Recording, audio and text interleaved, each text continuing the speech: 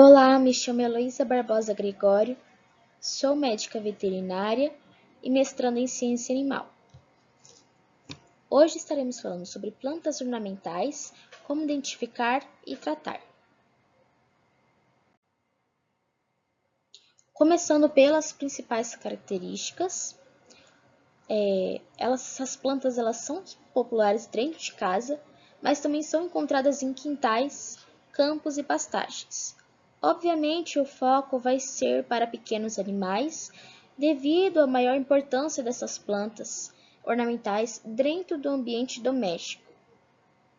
As espécies mais acometidas estão sendo cães e gatos, pela facilidade de acesso a essas plantas. Ruminantes e cavalos também podem se contaminar por conta do pasto, e os pássaros pela ingestão de sementes. Então, depois, conforme eu for mostrando as plantas, a gente vai ver que algumas vezes é as folhas, a semente ou o caule sendo tóxico. E os fatores que favorecem a intoxicação, principalmente em pequenos, é a idade, filhote por conta da curiosidade, às vezes o tédio, e o confinamento e a solidão.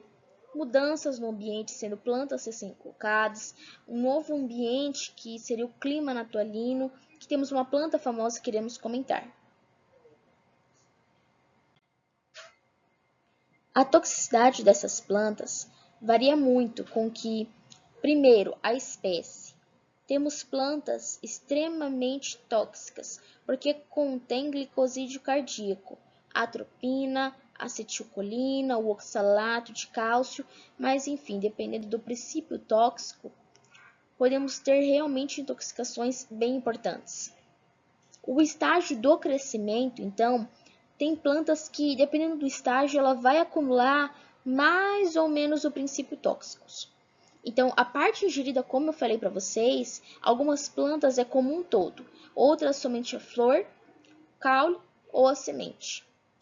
A quantidade, obviamente, também vai influenciar. O tipo de solo pode concentrar também o princípio ativo daquela planta.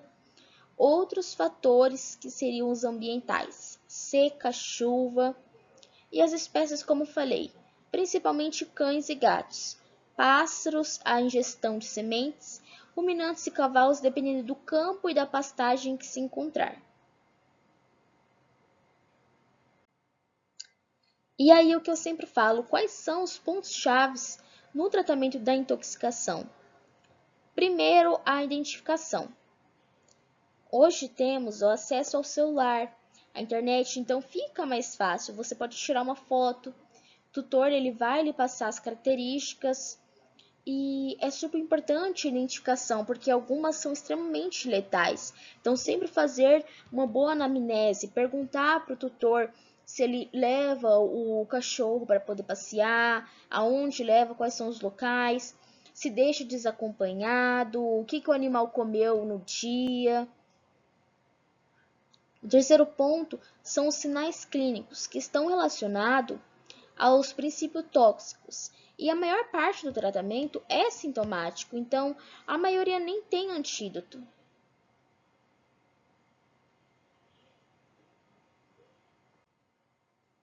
Então, vamos ver que tem várias famílias de plantas, começando por uma bem famosa, que é a araceia. Ela é rica em oxalato de cálcio e saponinas. Então, essas plantas são muito populares dentro de casa. E depois vou colocar as fotos de cada uma. A aralícia também temos algumas plantas importantes, sendo a era, que é uma trepadeira muito usada em muro, e a cheflera. Depois vamos ver que o oxalato de cálcio é muito irritante para as mucosas. Então, a característica maior é a estomatite, a salivação e o vômito que o animal vai apresentar. Outro grupo muito importante é a família Apocynaceae, de glicosídeos e cardiotóxicos. Outra família importante, nós temos a Asteraceae rica, que é rica em cisquiterpeno, lactona e senícena, que seria o crisantemo, a maria mole, a flor das almas e a cinerária. Outra família que é extremamente tóxica, que é a Solanaceae, que possui a beladona e anticolinérgicos. Temos a trombeta, a saia branca e a dama da noite.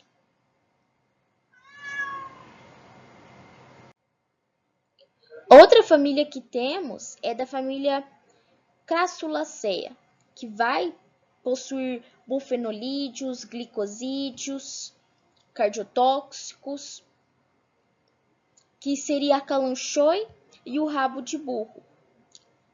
Outra família é a Ericácea,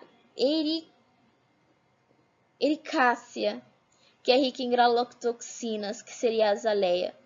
Outra família é a Euphorbicae, que é rica em látex irritante. Outra família importante, ela é rica em licorine e narcipoetina, que temos as flores amarilias, o lírio, beladona também, a clívia, o narciso. A outra família é a Lilicae, rica em alcaloides e saponinas, que seria as plantas dracena, a espada de São Jorge, o lírio. Temos também a família Moraceae, que é rica em curaminas, que seria a unha de gato, a era miúda.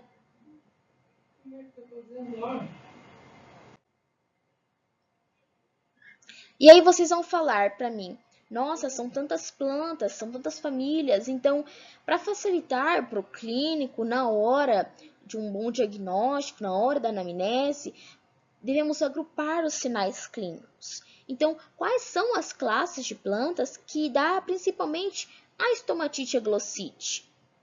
Lógico que podendo dar outros sinais clínicos também, a diarreia, o vômito, mas os principais são esses, por estarem ligados aos princípios tóxicos. Então, temos todas essas com características comuns.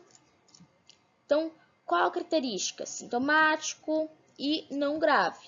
Temos o antúrio, tinhorão, comigo ninguém pode, a costela de Adão, filodendro, espada de São Jorge, a jiboia, a chifléria, lírio da paz e o copo de leite. Então, o antúrio, ele é uma planta muito popular dentro de casa e o principal sinal é a estomatite e a glossite. Pode dar um pouco de celorreia, vômito, a dermatite de contato, mas não é nenhum bicho de 7 cabeças. Assim como o tinhorão, outra planta de casa que vai apresentar, o animal ele vai apresentar a estomatite, a glossite e às vezes um pouco de dermatite de contato. Outra planta assim muito e super popular é Comigo Ninguém Pode. Ela tem outras variedades, mas enfim, tem esse padrão. E os antigos usavam contra mal-olhado. Já tive casos e presenciei casos de intoxicação, mas em geral percebemos muita estomatite e glossite. Anorexia, o edema de pálpebras, salivação, após ingestão e lesões cranianas, tremor de cabeça em humanos e a perda de voz. Muitas vezes as plantas temos informações a partir da medicina humana e não propriamente dito de casos em animais, e muitas plantas não são aventadas como tóxicas.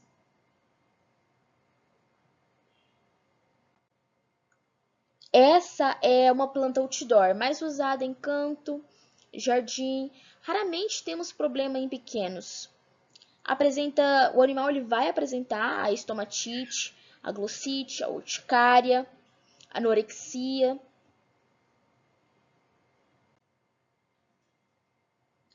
Outra planta que fica dentro de casa, que é o filodendro, muito usado em jardim interno, também rico em oxalato de cálcio, dando problemas de estomatite e glossite. Vai causar convulsão, encefalite em gatos. Temos também a espada de São Jorge, muito popular. Também vai causar estomatite, glossite. Há casos de dermatite de contato em humanos. O animal também vai apresentar a cialorreia, o vômito. Temos a cheflera, também causa estomatite, glossite. O animal também vai apresentar celorreia, vômito, a dermatite de contato, mas sempre estamos separando aqui pelos principais sinais clínicos, a estomatite e a glossite. Assim, na hora da anamnese é mais fácil de encontrar. Temos também a jiboia, muito popular em apartamentos, casa também. É de grau leve e apresenta estomatite e glossite. Outros sinais clínicos, celorreia, vômito, dermatite de contato.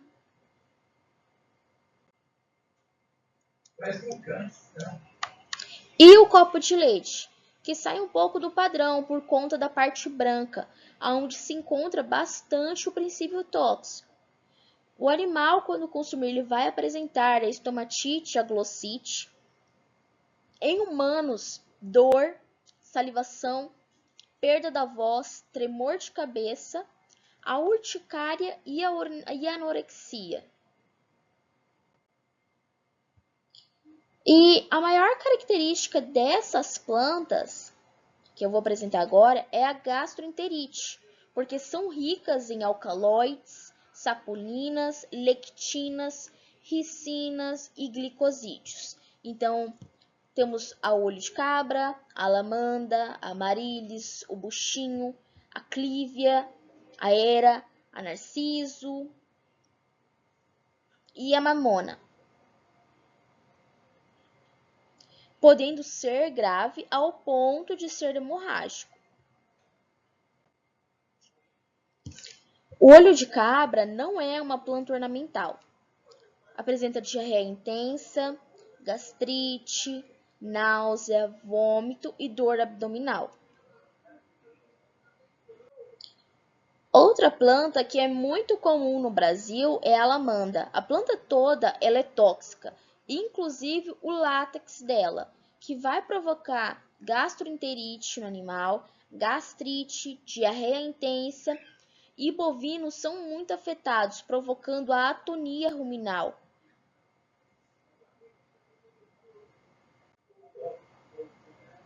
Amaryllis, muito comum para paisagismo, causa diarreia, náusea e vômito. Buchinho, a planta usada em vasos ou para formar cerca viva, como podemos aqui para poder enfeitar fachadas de prédio.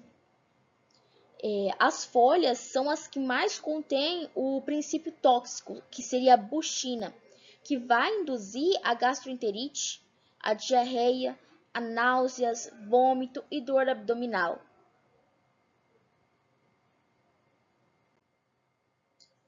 Outra planta que entra nos casos de gastroenterite grave é a clívia, que vai conter a maior concentração de licorine, principalmente no bulbo, que vai causar diarreia intensa, náuseas, vômito e a salivação.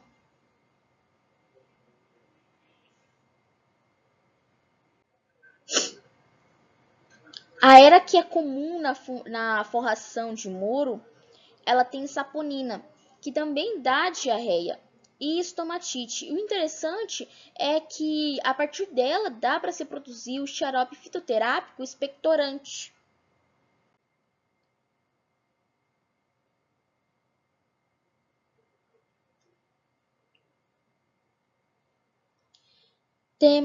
Aí nós encontramos em outro agrupamento o principal sinal clínico aqui é a dermatite de contato, também tratado de maneira assintomática de grau leve. Temos o crisântemo, a coroa de Cristo, o bico de papagaio, a unha de gato e o cambará.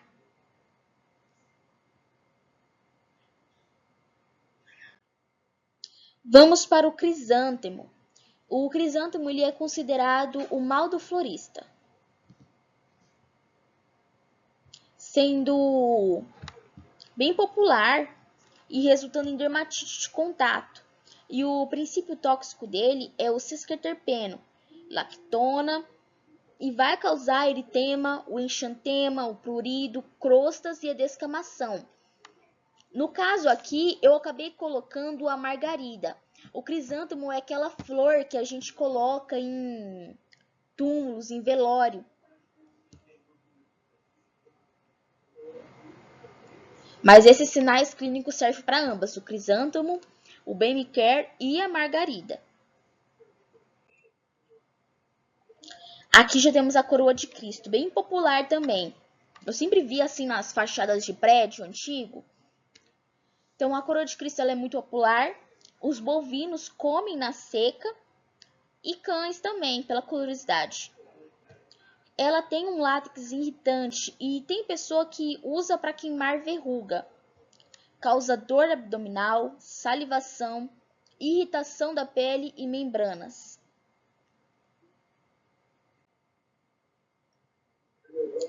E vamos para uma bem emblemática, a flor de Natal. A partir de uma morte de uma criança no Havaí, foram estudar a planta. Ela vai causar a dermatite de contato e, quando ingerida, a excessiva salivação e vômito.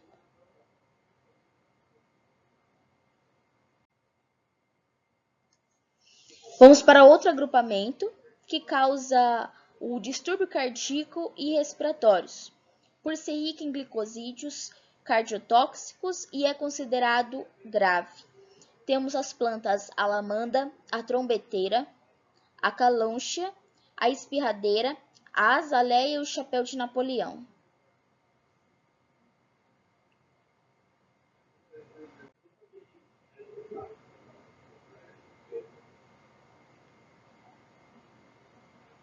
Então, famosa por ser vendida, né, em mercados, a calânchia ela causa depressão, a respiração dificultosa, o ranger de dentes, a ataxia, o opístotono, que é virar o pescoço para trás, e a morte.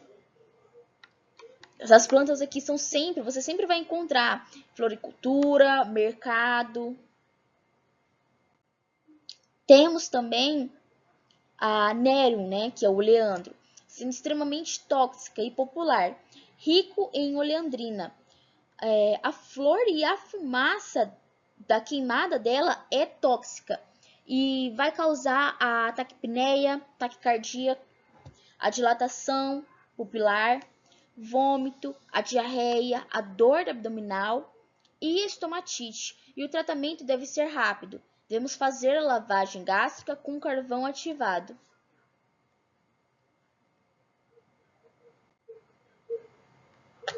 Temos também o chapéu de Napoleão. Tem todas as partes dela vai ser tóxica, inclusive as flores. E a inalação da fumaça da sua queima vai causar taquicardia, taquipneia, dilatação pupilar, dor abdominal e a estomatite.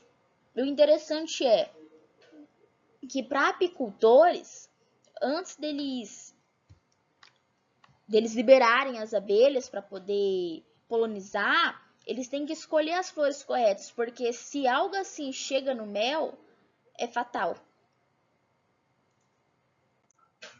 A saia branca, ela é rica em atropina. Então, imagina um animal que come, é um bloqueador muscarínico, né? Então, o antídoto é usar o anticolinesterásico, que vai inibir a acetilcolina, que seria a neostigmina, e a gente tem que fazer a lavagem gástrica. Então, para a gente encerrar, é o que eu falo para vocês. Pode ser que tenha plantas que não estão catalogadas, que sejam tóxicas. E eu quero então agradecer aqui, vai estar